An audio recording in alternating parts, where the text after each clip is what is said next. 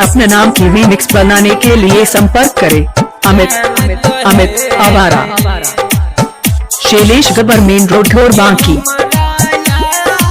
दिल के धड़कन अमित दीवाना।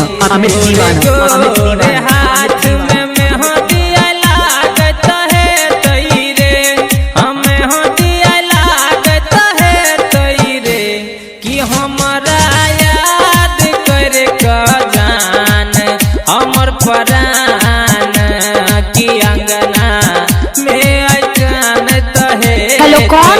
अमित दीवाना। हेलो कौन? अमित दीवाना। अमित दीवाना। कि हमारा याद कर जान हमर परान की अंगना में अचान तहे तेरे। कि हमारा हमर परान की अंगना में अचान तहे। डीजे मिक्सी के लिए संपर्क करें सोनू आवारा।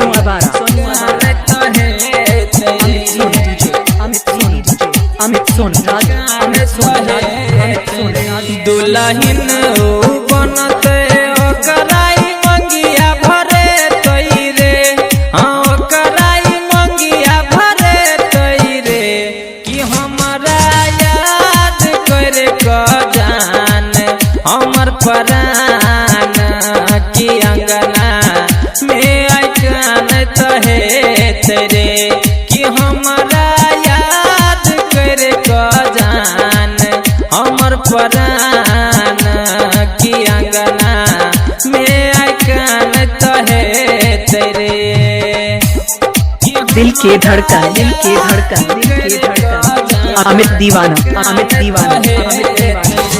अंगना में ओकरा मोरा बाई बन तहे तैरे।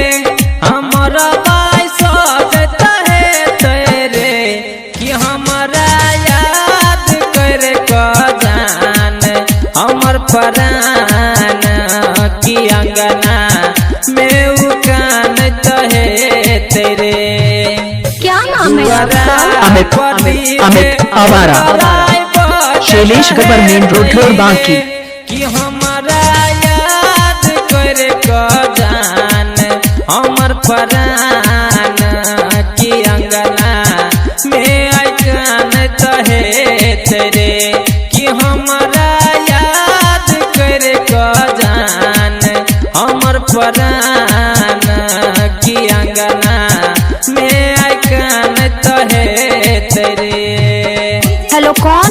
अमित दीवाना। हेलो कौन? अमित दीवाना। डीजे मिक्सी के लिए संपर्क करें सोनू आवारा।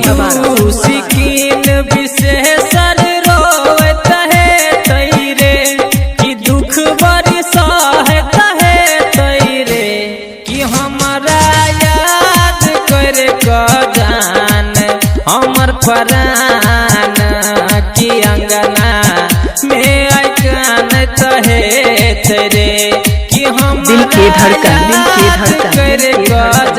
अमित दीवाना। हमर परान की अंगना में अचान तहे तेरे। गोरे गोरे हाथ में मेहंदिया लागत है तैरे।